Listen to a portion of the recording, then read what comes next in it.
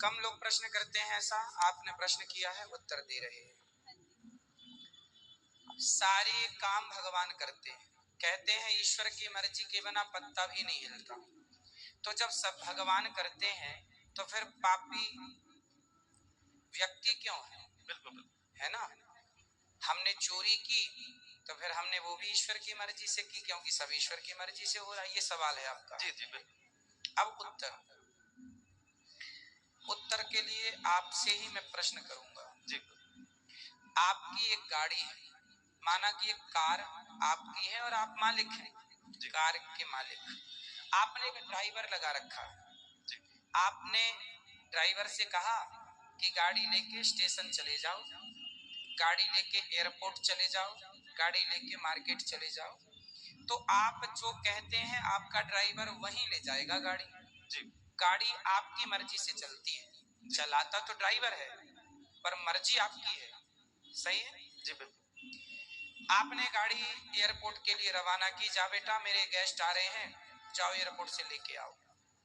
Driver गाड़ी लेके चला, आपकी मर्जी से जा रहा है जी। पर रास्ते में वो गाड़ी को किसी डिवाइडर से ठोक देता है, तो गाड़ी का एक्सीडेंट हो गया, गाड़ी का नुकसान हो गया, गाड़ी क्षतिग्रस्त हो गई। तो क्या ये आपकी मर्जी थी? जी नहीं। आपकी मर्जी थी कि गाड़ी एयरपोर्ट जाए, पर गाड़ी का एक्सीडेंट हो गया, गाड़ी गड्ढे में गिर गई। ये आपकी मर्जी नहीं थी, ये मर्जी नहीं थी, ये गलती थी। किसकी? आपकी नहीं, ड्राइवर की। हाँ या ना? जी। ड्राइवर के पास दोनों थे, एक्सीलेटर भी था और ब्रेक भी था। क्यों नहीं हिसाब से गाड़ी चलाया? क्यों डिवाइडर पर ठोक दिया? आपकी गाड़ी आपकी मर्जी से चलती है, पर जब उसका नुकसान होता है तो वो आपकी मर्जी नहीं होती है ना, वो लापरवाही होती है। उसी प्रकार ये संसार भगवान की ओर से चल रहा है, मालिक भगवान है, हम लोग केवल ड्राइवर हैं। हमारे पास ईश्वर ने विवेक दे रखा है।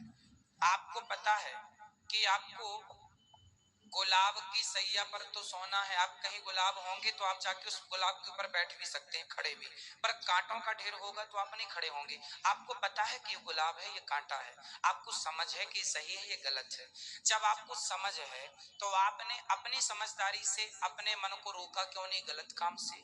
ईश्वर की मर्जी से संसार चल रहा है, आप और हम सबकी मर्जी में ईश्वर की मर्जी है। पर हम जो गलत निर्णय लेते हैं उसके लिए ईश्वर ने हमें स्वतंत्र, गाड़ी आपकी है, मालिक आप हैं, लेकिन ब्रेक एक्सीलेटर आपने ड्राइवर को सौंप रखा, भाई जहां जरूरत पड़े दबाते रहना।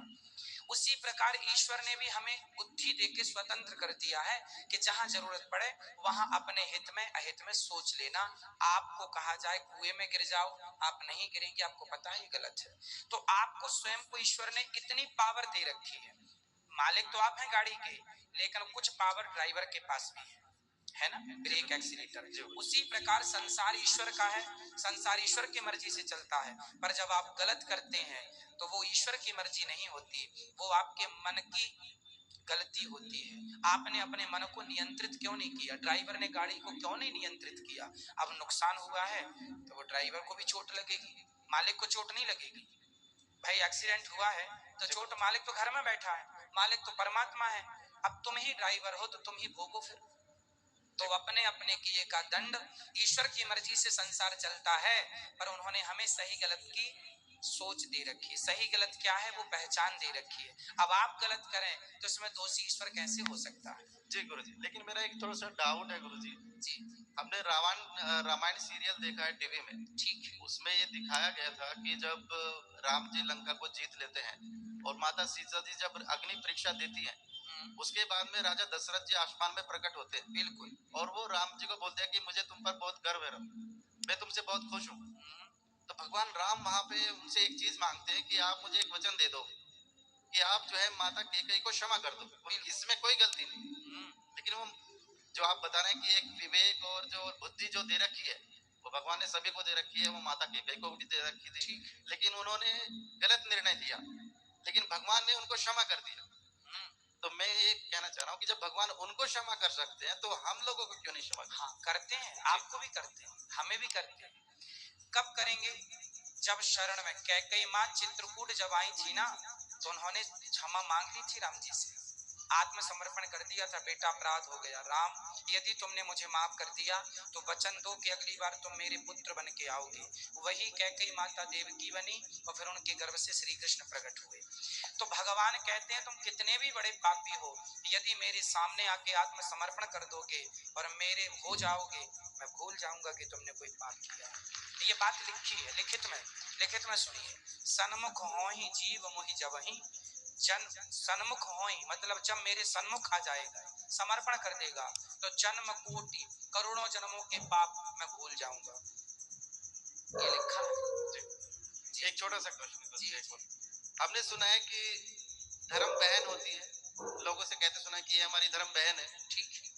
ये भी सुना है कि ये हमारी धर्म पत्नी है, लेकिन हमने ये कभी नहीं सुना कि ये हमारे धर्म पति है। ऐसा क्यों सर? हाँ, पत्नी भी एक ही होती है ना। अब दूसरी पड़ोसन को तो आप कह नहीं सकते कि मेरी धर्म पत्नी है, अपनी कोई ने आप पत्नी कह सकती है मेरा पति है, परमेश्वर है, वहां धर्म तो लगा ही है, जुड़ा ही है, कहने की जरूरत नहीं है ना। इसलिए पत्नी धर्म पत्नी है, धर्म की माँ बन जाती है, धर्म की बहन बन जाती है, जो बन जाती हैं वो बन जाते हैं।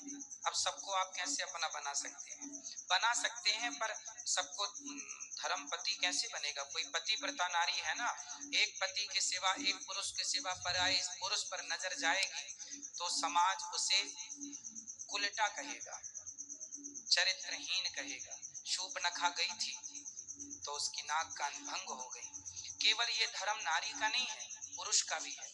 नारी का धर्म है कि वो अपने पति को ही परमेश्वर माने, और पुरुष का धर्म है अपनी पत्नी के सिवा पराई नारी को माँ, बहन और बेटी के रूप में ही देखे, यहाँ वहाँ देखने की जरूरत नहीं है। ठीक है, धन्यवाद गुरु जी, बहुत बहुत धन्यवाद।